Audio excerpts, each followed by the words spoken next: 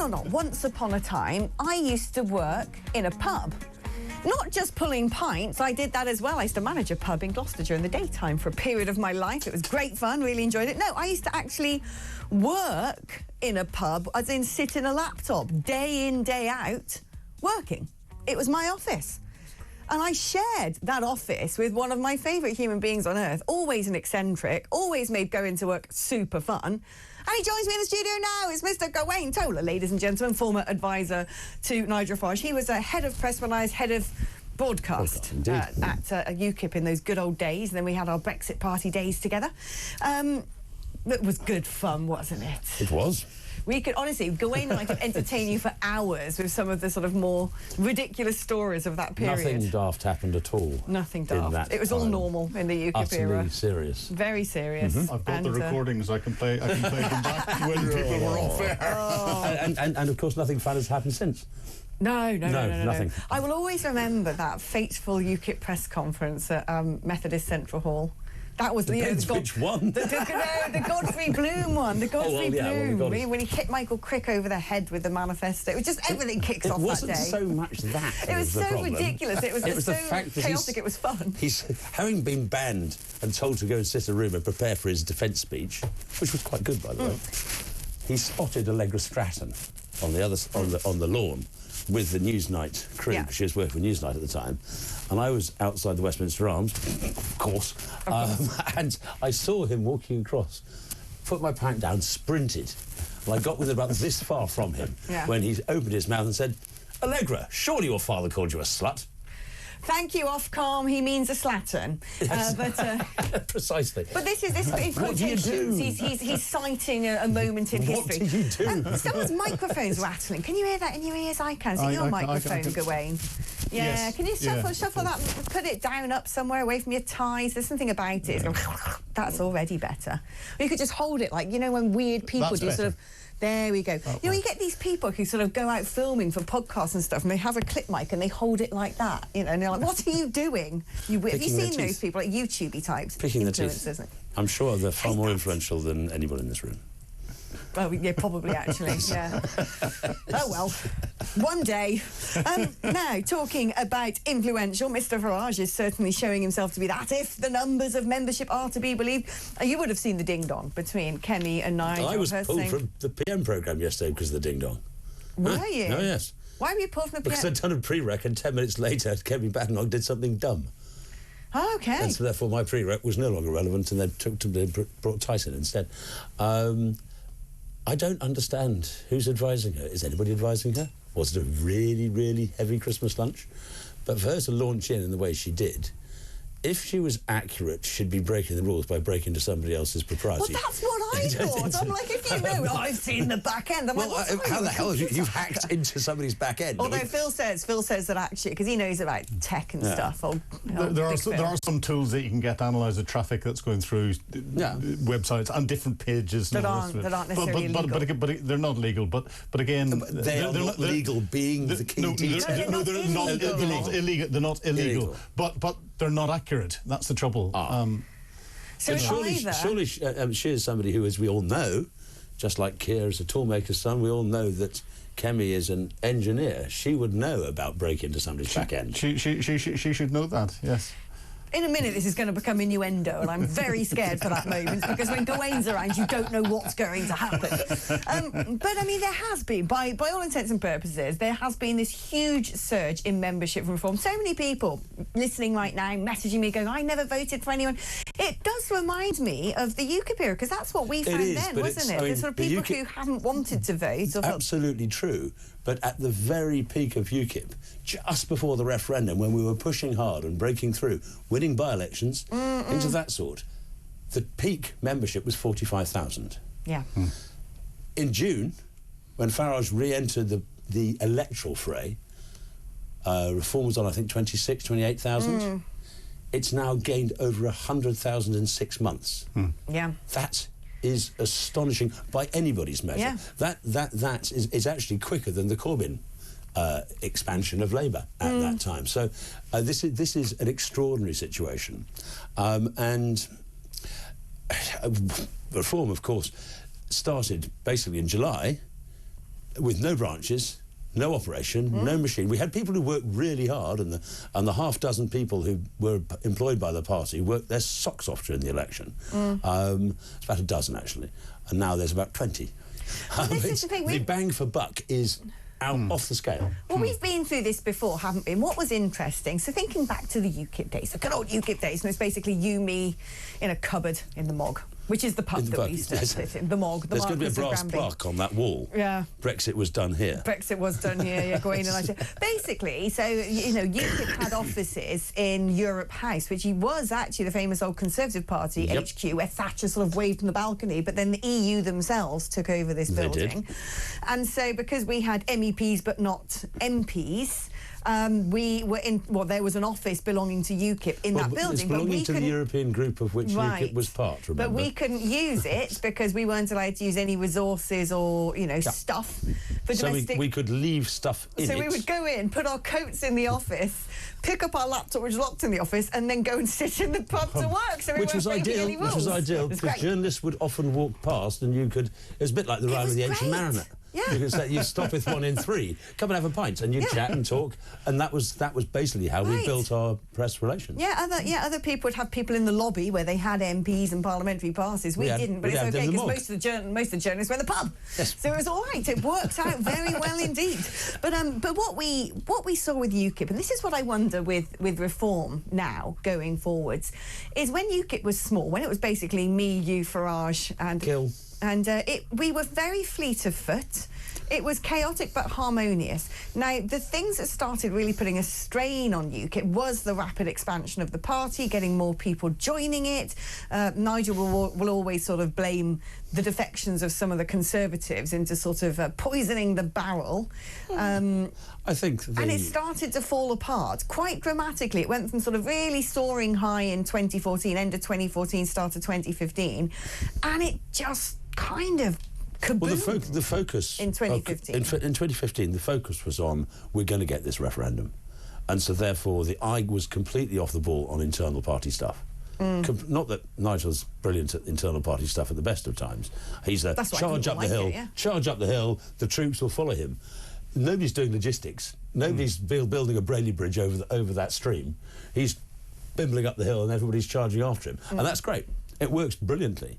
This time, by putting in Zia, who, of course, sacked me for being unprofessional. But the point... You unprofessional? Well, precisely. I mean, how could such a thing be said? But the point being, this time, he is making a massive effort to ensure that the structures, the systems are in place. And he has given carte blanche to Zia to do that. Zia's putting that together. This ticker, this membership ticker, was...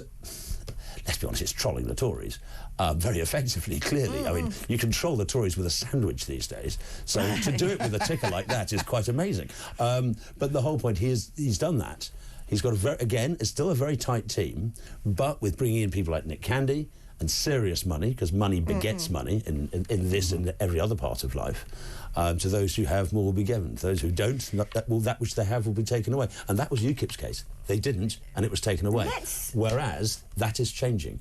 So with the money, with somebody who knows what he's doing, and the growth of that structure, I think the problems you highlight from the UKIP days, I think, are less likely to appear this time. Let's talk about, actually, the sort of, you know, the idea really is that there's this big battle going on the right, and it's a sort of a battle to the death, a battle for existence. Look, you and I both know when it comes to where votes come from, it's not necessarily straight cut. You know, a third from Tories, a third from Labour, a third who've never voted before. But the way it's projected is this battle on the right, and frankly, there already have been Conservatives who lost their seat in the last election who have gone to Reform now. And I want to get your opinion on this. This is the sort of thing we'd talk about down the pub. If we should go to the Mog after this for a drink, actually. It's entirely possible. No, we could stick around, actually. Yeah, stick around 45 minutes. We'll go for boozer. If it's open. Oh, we'll find something open. Even if we have to break in ourselves. You look like a peaky blinder. That never happens. You look like a peaky blinder at work. Anyway, so we'll park bench and a bottle of White Lightning. I'm easy. But Bulmers with a straw. What we Snowy Jacks or Frosty Jacks. There's the West Country thing going on here. Other cheap ciders are available. Anyway, yes. Ted's telling me off in my ear now. Anyway, what I want to ask you is, there will be a lot of Tories who lost their seats. who will think that if I want to get back into politics and also no, well that's the party in the growth market, I want to go there. Should Reform have a strategy of saying yes to really cripple the Conservative Party, to kneecap them? We're going to gut you and take your. I think it's on a individual basis. Some yes, some no, and there's very good reason for doing that. I know for a fact that when it comes to council defections, and there have been a fair few. When it comes to the council elections, at least a third to a half of those people who wish to come over have been rejected. Oh, really? Oh, yeah. Based on what? Based on a whole series of matrices. But the party is not just willy-nilly taking anybody. Absolutely not. You only hear about the ones who we do take.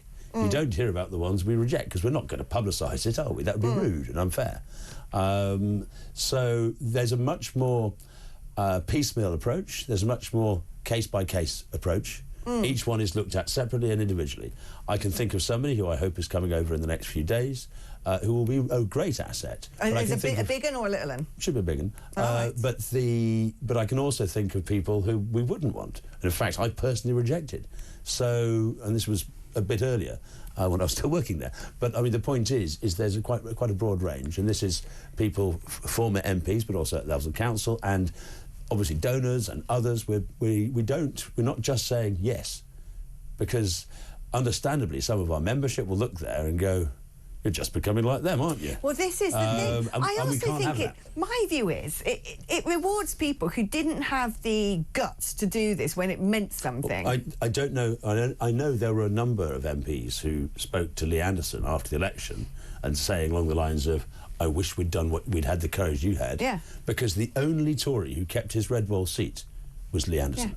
But this is the thing. And he was doing it if in they've Reform lost their seats and then they suddenly go, I want to change parties so I can win it back, I'm like, go away. You know, you've got to have courage in yes, politics. Yes, but in the sense that I do understand, and I've spoken to these people who feel that they were elected under one rosette and they are duty-bound to their electorate to stick with it, even if they've some defect, others feel a slightly different loyalty, and that I think is perfectly legitimate and reasonable.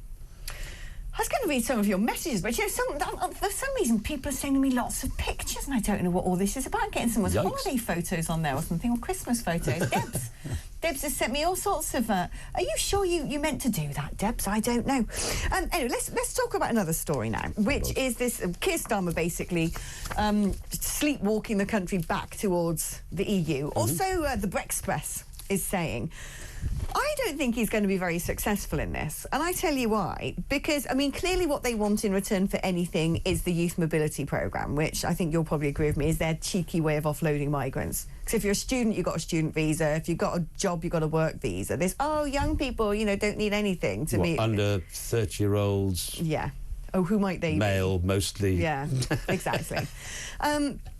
But I think that he's going to have a lot of troubles, because I think that, ironically, one of the things that Labour have done is actually use Brexit freedoms. They have.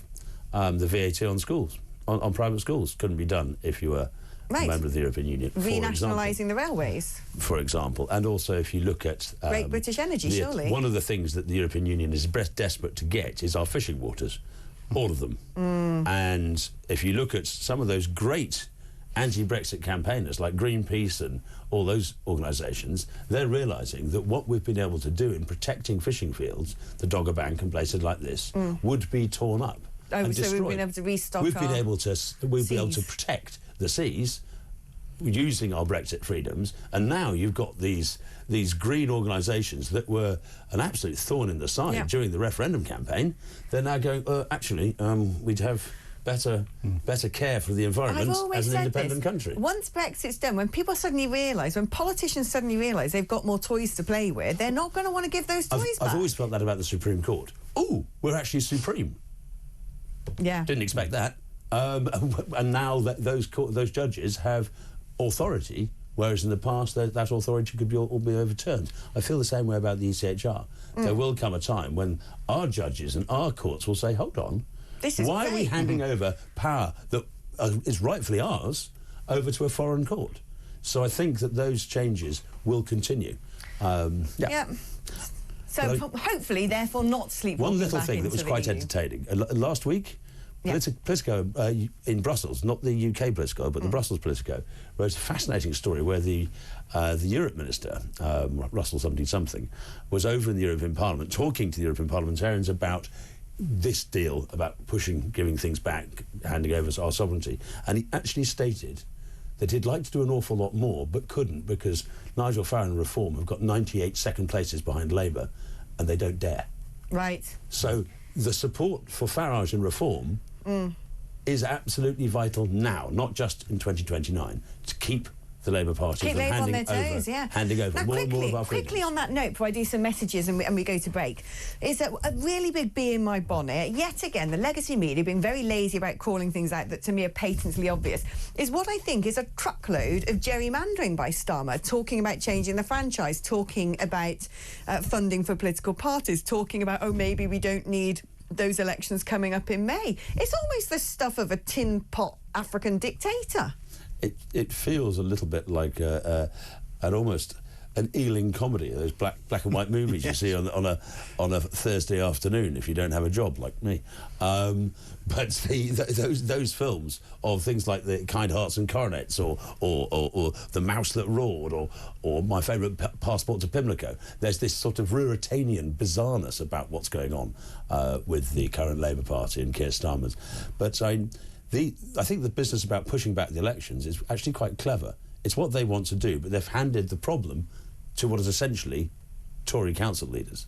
Now, the Tories know the last time these elections were held was when Boris was his pomp, when the Tory party was winning by-elections in places like Hartlepool.